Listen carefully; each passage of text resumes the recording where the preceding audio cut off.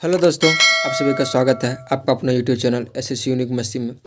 चलिए दोस्तों, इस वीडियो में हम लेके आए हैं 25 जीके जीएस का अति महत्वपूर्ण प्रश्न, जो कि सभी प्रतियोगी परीक्षाओं के लिए अति महत्वपूर्ण प्रश्न है। चलिए दोस्तों, बिना देर किए हुए हम इस जीके जीएस सीरीज की ओर बढ़ते हैं। अगर यदि आप मेरे चैनल पर नए हैं तो चैनल को सब्सक्राइब जरूर कर लें और बेल आइकन को दबा लें।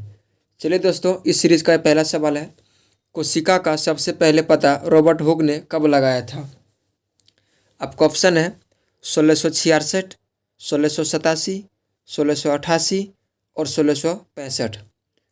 सही जवाब हो जाएगा आपका 1665। 1665 में रॉबर्ट हुक ने कोशिका का पता लगाया था। चलिए दोस्तों, हम अगला सवाल की ओर बढ़ते हैं। ये रहा आपका अगला सवाल। आपका अगला सवाल है, किस अधिनियम को मार्ले मिंटो सुधार अधिनियम के नाम से जाना जाता है? आपका ऑप्शन है अधिनियम 1909, अधिनियम 1910, अधिनियम 1961, इनमें से कोई नहीं। आपका सही जवाब हो जाएगा ऑप्शन नंबर ए, अधिनियम 1909 को अधिनियम को मार्ले मिंटो सुधार अधिनियम के नाम से भी जाना जाता है। चलिए दोस्तों, हम अगला सवाल की ओर बढ़ते हैं। ये रहा आपका अगला सवाल। संविधान सभा का प्रथम बैठक कब हुई थी? आपका ऑप्शन है 20 जुलाई 1950, 26 जनवरी 1950, 26 जनवरी 1956, 9 दिसंबर 1946। दोस्तों, आपका सही जवाब हो जाएगा 9 दिसंबर 1946 ईस्वी को संविधान सभा का पहली बैठक हुआ था। चलिए दोस्तों, हम अगला सवाल की ओर बढ़ते हैं। ये रहा आपका अगला सवाल।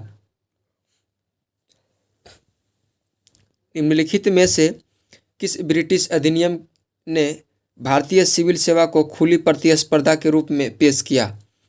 वो आपको एक्ट का नाम बताना है। वो किस एक्ट अधिनियम के तहत खुली भारतीय सिविल सेवा को खुली प्रतिस्पर्धा के रूप में पेश किया? आपका अधिनियम है charter act 1813, charter act 1833, charter act 1853, charter act 1819। दोस्तों, आपका सही जवाब हो जाएगा option number C, chartered act अधिनियम 1853 में भारतीय सिविल सेवा को खुली प्रतिस्पर्धा के रूप में पेश किया। चलिए दोस्तों, हम अगला सवाल की ओर बढ़ते हैं। ये रहा आपका अगला प्रश्न। औरंगजेब ने गोलकुंडा का किला पर विजय प्राप्ति कब किया था? आपका ऑप्शन है 1685, 1650, 1680, 1687।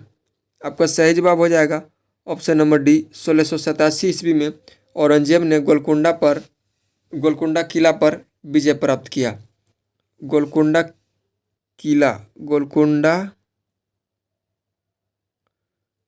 किला पर विजय प्राप्त किया। चलिए दोस्तों, हम अगला सवाल की ओर बढ़ते हैं। ये रहा आपका अगला सवाल। गोलकुंडा का किला किस राज्य में स्थित है? आपका ऑप्शन है आंध्र प्रदेश, राजस्थान, केरल और मध्य प्रदेश। दोस्तों, आपका सही जवाब हो जाएगा option number A, Andhra Pradesh. Andhra Pradesh आपका सही जवाब हो जाएगा। आंध्र प्रदेश आपका सही जवाब हो जाएगा। दोस्तों, पिछला क्वेश्चन में था गोलकुंडा का किला पर औरंगजेब ने विजय कब प्राप्ति किया था। वो 1687 ईस्वी था और गोलकुंडा का किला आंध्र प्रदेश राज्य में स्थित है। चलिए हम अगला सवाल की ओर बढ़ते हैं। ये रहा आपका अगला सवाल। विश्व का सबसे दूसरा बड़ा महाद्वीप कौन सा है? आपका ऑप्शन है अफ्रीका, ऑस्ट्रेलिया, एशिया और इनमें से कोई नहीं। आपका सही जवाब हो जाएगा ऑप्शन नंबर ए, अफ्रीका आपका सही जवाब हो जाएगा। विश्व का सबसे दूसरा बड़ा महाद्वीप अफ्रीका है। दोस्तों, आपका ऑस्ट्रेलिया है। ऑस्ट्रेलिया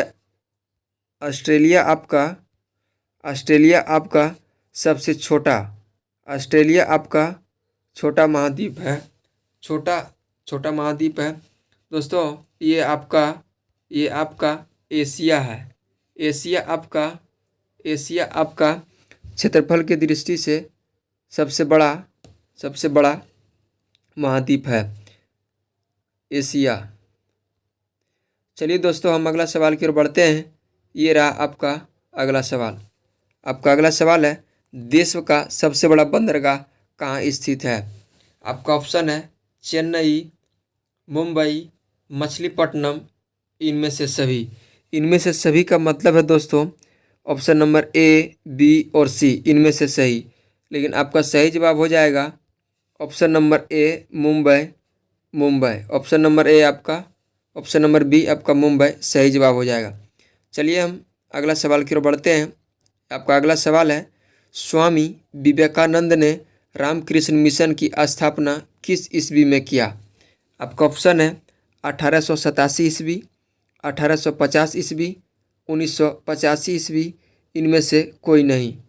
दोस्तों आपका सही जवाब हो जाएगा ऑप्शन नंबर ए, 1887 ईस्वी। 1887 ईस्वी में स्वामी विवेकानंद ने रामकृष्ण मिशन की स्थापना किया था। चलिए हम अगला सवाल की ओर बढ़ते हैं। ये रहा आपका अगला सवाल, चलती हुई बस में अचानक ब्रेक लगाने से यात्री का आगे की ओर झुक जाना न्यूटन का किस गति नियम या जड़त्व का किस गति नियम के कारण व्यक्ति आगे की ओर झुक जाता है?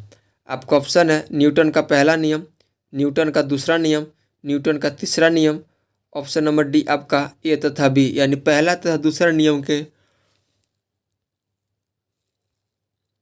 पहला तथा दूसरा नियम के कारण चलते हुए गाड़ी या ट्रेन या बस अचानक ब्रेक लगाने से आगे की ओर झुक जाता है। दोस्तों आपका सही जवाब हो जाएगा option number A. Option number A आपका सही जवाब हो जाएगा। न्यूटन के पहला गति नियम के कारण, न्यूटन के पहला गति नियम के कारण बस को अचानक ब्रेक लगाने से व्यक्ति आगे की ओर झुक जाता है। चलिए दोस्तों हम अगला सवाल की ओर बढ़ते हैं। ये रहा आपका अगला सवाल। आपका अगला सवाल है,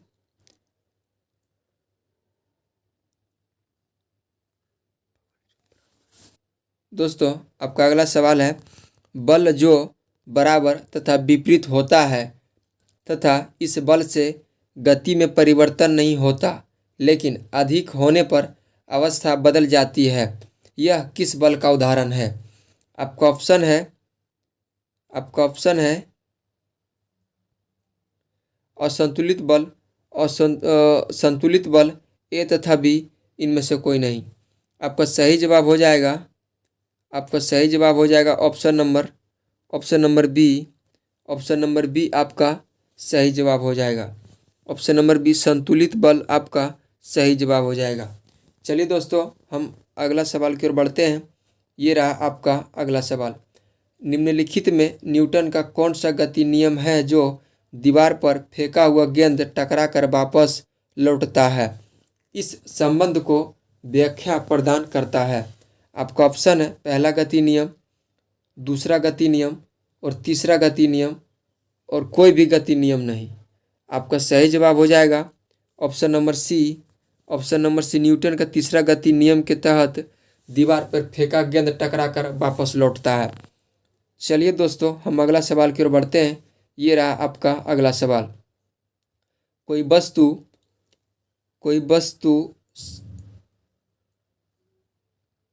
आपका अगला सवाल है, कोई वस्तु साथ साथ गति करती रहती है जब तक उस पर कोई डैश ना लग रहा हो। आपका ऑप्शन है संवेग, बल, जड़त्व और द्रव्यमान।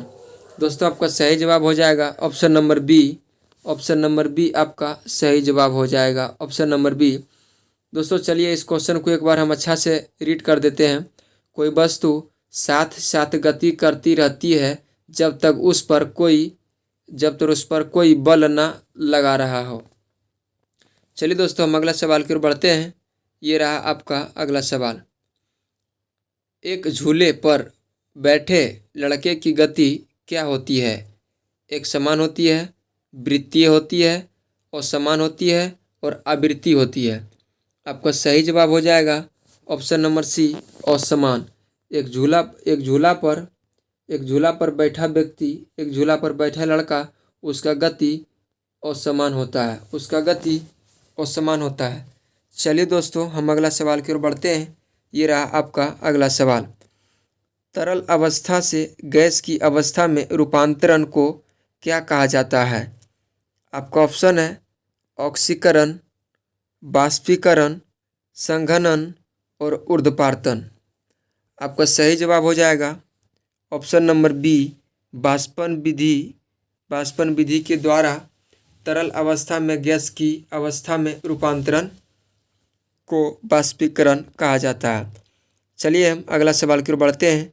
ये रहा आपका अगला सवाल। सितारों में प्लाज्मा बनने का क्या कारण है? आपका ऑप्शन है उच्च तापमान, निम्न तापमान, कम कम दाब कम दाब कम दाब कम दाब और कम तापमान। आपका सही जवाब हो जाएगा ऑप्शन नंबर ए, उच्च तापमान के कारण सितारों में प्लाज्मा बनने का कारण है। चलिए दोस्तों हम अगला सवाल की ओर बढ़ते हैं। ये रहा आपका अगला सवाल। आपका अगला सवाल है द्रव के ठोस में परिवर्तन की क्रिया को क्या कहा जाता है? आपका ऑप्शन है विखंडन, हिमीकरण, संलयन, इनमें से कोई नहीं। आपका सही जवाब हो जाएगा ऑप्शन नंबर बी, हिमीकरण के कारण द्रव के ठोस में परिवर्तन होने की क्रिया को हिमीकरण क्रिया कहा जाता है। चलिए दोस्तों हम अगला सवाल की ओर बढ़ते हैं। ये रहा आपका अगला सवाल। निम्नलिखित में से कौन सा एक भौतिक परिवर्तन है? पानी का बर्फ में परिवर्तन, मानव में श्वसन, मानव में पाचन, दूध से दही बनना। आपका सही जवाब हो जाएगा ऑप्शन नंबर ए, पानी का बर्फ में परिवर्तन को भौतिक परिवर्तन कहा जाता है। पानी का बर्फ में बनने का परिवर्तन का भौतिक परिवर्तन कहा जाता है। दोस्तों इस सवाल में आप एक बात ध्यान रख सकते हैं, कोई जब भौतिक परिवर्तन या भौतिक परिवर्तन की परिभाषा आप सिंपल वे में याद रख सकते हैं। जिस वस्तु को आप जिसमें परिवर्तन करते हैं और वही वस्तु फिर वापस में लौट जाता है तो उसे भौतिक परिवर्तन कहते हैं। रासायनिक परिवर्तन का सिंपल वे में आप उदाहरण याद रख सकते हैं। जिस वस्तु को आप जिस विधि में स्थानांतरित करते हैं और उस वस्तु को फिर आप पहले वे में स्थानांतरित नहीं कर पाते हैं, उस विधि को रासायनिक विधि कहते हैं। जैसे दोस्तों आप एग्जाम्पल ले सकते हैं, भौतिक विधि का परिवर्तन, अब ईंट का दीवार बनाना, दीवार से तोड़ के फिर आप ईंट को निकाल सकते हैं, तो इसको भौतिक परिवर्तन कहा जाता है। दोस्तों आप गिलास को टुकड़ा टुकड़ा करना, दोस्तों वो रासायनिक परिवर्तन हो गया, क्योंकि गिलास का वो कांच का जो टुकड़ा होता है उसको फिर आप एक जैसा नहीं बना सकते हैं। चलिए दोस्तों हमको विश्वास है कि आप भौतिक परिवर्तन और रासायनिक परिवर्तन में अंतर समझ गए होंगे। चलिए हम अगला सवाल की ओर बढ़ते हैं। ये रहा आपका अगला सवाल। लोहे में जंग लगना इनमें से किस का समान उदाहरण है? आपका ऑप्शन है भौतिक परिवर्तन, ऊष्माग्राही परिवर्तन, ऊष्माक्षेपी परिवर्तन और रसायन परिवर्तन। दोस्तों आपका सही जवाब हो जाएगा ऑप्शन नंबर डी, रसायन परिवर्तन। दोस्तों इससे पहले क्वेश्चन था भौतिक परिवर्तन वाला था, ये आप रासायनिक परिवर्तन वाला है। दोस्तों लोहा में जब जंग लग जाएगा तो उसे उस जंग लगा हुआ रस्ट से फिर हम लोहा नहीं बना पाएंगे, इसलिए हम रासायनिक परिवर्तन का ये उदाहरण हो जाएगा। ये रासायनिक परिवर्तन का उदाहरण हो जाएगा। रासायनिक परिवर्तन का उदाहरण वो है जो जिस पहले वस्तु से दूसरे वस्तु में स्थानांतरण करने के पश्चात फिर हम दूसरे से पहले में नहीं आ सकते हैं, उसे रासायनिक परिवर्तन कहते हैं।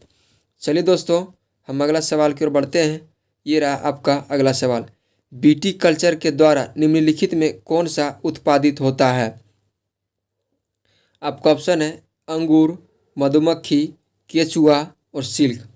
दोस्तों आपका सही जवाब हो जाएगा option number A, BT culture अंगूर का अध्ययन या उत्पादित कहा जा सकता है। चलिए दोस्तों एपी कल्चर आपका मधुमक्खी का हो गया। एपी कल्चर आपका मधुमक्खी का हो गया। चलिए दोस्तों हम अगला सवाल की ओर बढ़ते हैं। ये रहा आपका अगला सवाल। पीडोलॉजी में किसका अध्ययन किया जाता है? आपका ऑप्शन है पादप रोगों का, भूमि का, प्रदूषण का। दोस्तों आपका सही जवाब हो जाएगा ऑप्शन नंबर बी, भूमि का अध्ययन को पीडोलॉजी कहा जाता है। चलिए हम अगला सवाल की ओर बढ़ते हैं। ये रहा आपका अगला सवाल। आपका अगला सवाल है, जीवन की मूलभूत इकाई क्या है? आपका ऑप्शन है कोशिका, न्यूरॉन, अंग और ऊतक। दोस्तों आपका सही जवाब हो जाएगा ऑप्शन नंबर ए कोशिका। ऑप्शन नंबर ए कोशिका जीवन की मूलभूत इकाई है। चलिए हम अगला सवाल की ओर बढ़ते हैं। ये रहा आपका अगला सवाल। आपका अगला सवाल है, संयुक्त अरब अमीरात का गोल्डन वीजा पाने वाला पहला भारतीय अभिनेता कौन बने? आपका ऑप्शन है रणवीर सिंह, रणबीर कपूर, अक्षय कुमार और संजय दत्त। दोस्तों आपका सही जवाब हो जाएगा option number D, Sanjay Dutt को संयुक्त अरब अमीरात का गोल्डन वीजा पाने वाला पहला भारतीय अभिनेता बन गए हैं। चलिए हम अगला सवाल की ओर बढ़ते हैं। ये रहा आपका अगला सवाल। आपका अगला सवाल है, किस राज्य सरकार ने प्रति वर्ष मोहनदास अंतर्राष्ट्रीय साहित्य पुरस्कार देने की घोषणा की है? आपका ऑप्शन है उत्तराखंड, उड़ीसा, पश्चिम बंगाल और गुजरात। दोस्तों आपका सही जवाब हो जाएगा option number B Orissa. Option number B Orissa. Orissa की राज्य सरकार ने प्रति वर्ष मोहनदास अंतर्राष्ट्रीय साहित्य पुरस्कार देने की घोषणा की है। चलिए दोस्तों हम अगला सवाल की ओर बढ़ते हैं। इस सेशन का अंतिम प्रश्न है,